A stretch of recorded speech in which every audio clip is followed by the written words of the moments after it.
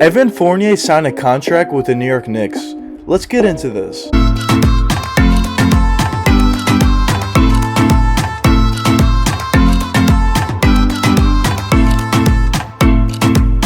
After years of just suffering and being a terrible organization, the Knicks this previous season finally made the playoffs for the first time in 8 years, and not only did they make the playoffs, they played so well throughout the entire season, they were actually the 4th seed in the Eastern Conference as well. The reason for this big jump for the New York Knicks, there's a ton of reasons. Obviously, everybody around the team just stepped up, played a lot better. They had a great coaching staff finally come in, but the biggest reason why the Knicks took so much of a step was Julius Randle. The season before, Julius was definitely not living up to his contract and just not playing as well as he really should, but this past offseason he really put in a tremendous amount of work and worked on every aspect of his game, and this previous season we completely saw that he improved in every aspect of his game. There's no other way to put it. He became a lot more efficient in his scoring ability. He was getting all the way to the basket a lot more efficiently. He was hitting his mid-range jump shots a lot as well, and he also extended his range all the way out to that three-point range, which really opened up his game. But not only in terms of his personal scoring, he became the primary ball handler most of the time for the Knicks, which is crazy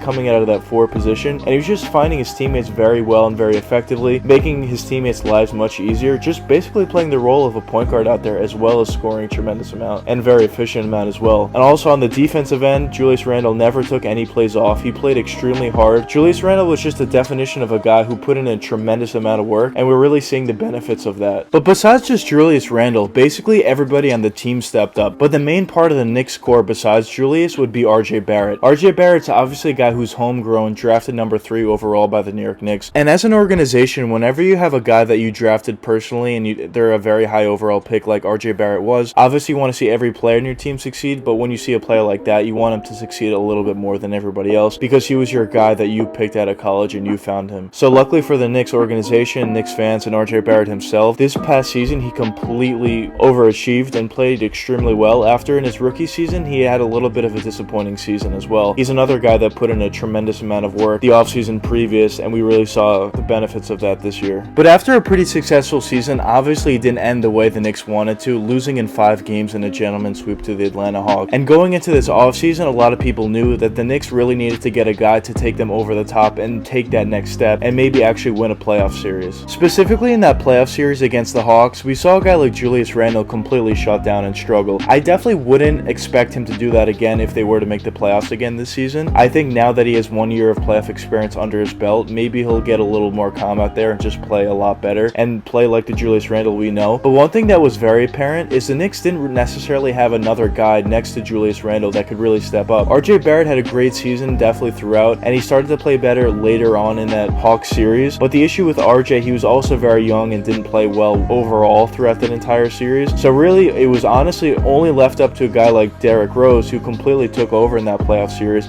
but Derrick Rose didn't have any help. So I think a guy like Evan Fournier that the New York Knicks now brought in is a perfect player for them, and when Julius Randle is struggling, even in the regular season, he has that other guy that can create his own shot and just get buckets at will and take a lot of pressure off guys like Julius Randle, RJ Barrett, Derrick Rose, all the other players they have on this team. But who is Evan Fournier? What can he provide? What is he good at? What is he not good at on the NBA court? So when you think of Evan Fournier, the first thing you think of is just scoring. This guy is a legit 3-level scorer, but let's start first talking about his driving ability. Unlike a lot of other players in the NBA, Evan Fournier isn't necessarily a very athletic guy that's going to dunk over you or finish around you with very athletic layup. But what Evan Fournier does do when he drives to the basket is he's very creative and he's very skilled when he gets all the way there. He can use either hand, left or right. He'll put up very creative layups around you, not necessarily using crazy athleticism, but just finishing around you to the point where you can't really block his shot. Also, he has a very good floater game when he gets all the way to the basket. Just put that up over the defender or the shot blocker. He's just very efficient going to the basket, but he isn't going to do anything that wows you when he gets there. But now let's talk about Fournier's mid-range game. So as I mentioned before in the video, Evan Fournier has a very good and very efficient pull-up mid-range jump shot. And I know a lot of players in the NBA and all the analytics is starting to move away from that mid-range shot, or was at least, but I think it's somewhat kind of making a comeback. Players are realizing that they definitely need to incorporate that mid-range shot into their games because it's still a pretty effective shot in the league. And with Evan Fournier, that's no different. This is a guy who's definitely been working a ton on his mid mid-range jump shots. And that pull-up mid-range jump shot, I think, is one of the more effective shots we do have in the NBA. You can get a lot more easier looks and open shots based off that, just putting your defender off balance, and Evan Fournier is very good at that. Fournier also has that post turnaround fadeaway, which I mentioned in a lot of my videos is one of my favorite shots in the NBA. It's just a very great shot to get your defender off balance again and just really get a wide open look. It's basically impossible to block that shot, and it's also very difficult to get a good contest on a post turnaround fadeaway if executed efficiently and effectively, and that's something that Evan Fournier does do. He also has great footwork in there. But now let's talk about his three-point jump shot. So Evan Fournier, probably his best thing about him is his shooting ability. And this previous season, Evan Fournier was shooting 38% from three on a pretty decent number of attempts as well. And when you consider how many threes this guy was taking and how much of an offensive threat he is, not just a catch-and-shoot guy, shooting 38% from deep is actually very good and just shows the type of shooter this guy truly is. From deep, Evan Fournier can do both things. He's a very good catch-and-shoot shooter as well as a shooter that can create his own jump shot and be very efficient and effective at both sides. So when a guy like Julius Randle or RJ Barrett or Derrick Rose are handling the ball, Evan Fournier would be a very efficient and effective guy to camp out in that corner three-point shot or just on the wing and just be there for that catch-and-shoot wide-open three-point shot.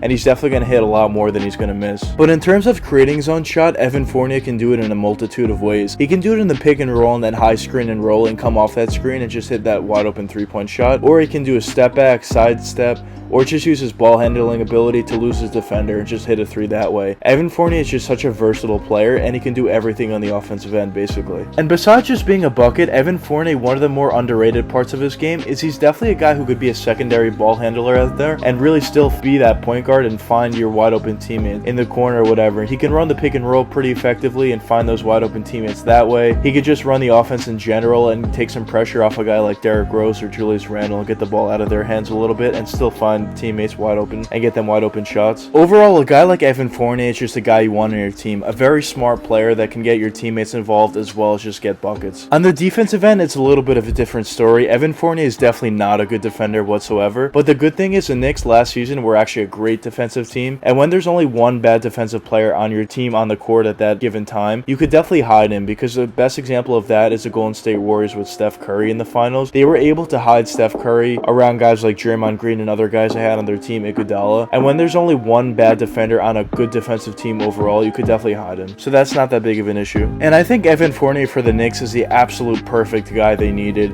and definitely would have helped tremendously if they had him in that Atlanta Hawks playoff series last season. But now let's get on to the actual contract that the Knicks signed Fournier for. So the Knicks signed Fournier to a 4-year, $78 million deal, and at first glance that seems like an overpay, and I think it definitely is a little bit of an overpay, but I don't think it's as bad as you necessarily would think. In that 4th year, it's actually going to be a team option, so the contract is really only 3 years for basically 18-19 million per year, which isn't terrible. 4 years I definitely wouldn't love, but 3 years it makes it a lot better, honestly. But when you're talking about a guy like Evan Fournier, who was averaging 18 points per game last season, this guy's an absolute bucket and provides a ton, and I think a lot of people underrate what Evan Fournier could do for this Knicks team, and then they instantly say this was an overpay. But overall, I really do like the signing. I do agree that it's a little bit of an overpay, but overall I do definitely think the Knicks needed a guy like this, and I think he's going to help tremendously this next season. But anyways, let me know what you guys think in the comments. Do you think Evan Fournier was a very good signing for the Knicks, or do you think this is not a good fit and maybe they overpaid for him way too much? But anyways, I hope you guys enjoyed the video, and if you did enjoy, please leave a like and subscribe and hit that post notification bell. It really helps me out a lot. Until the next time, peace out, guys.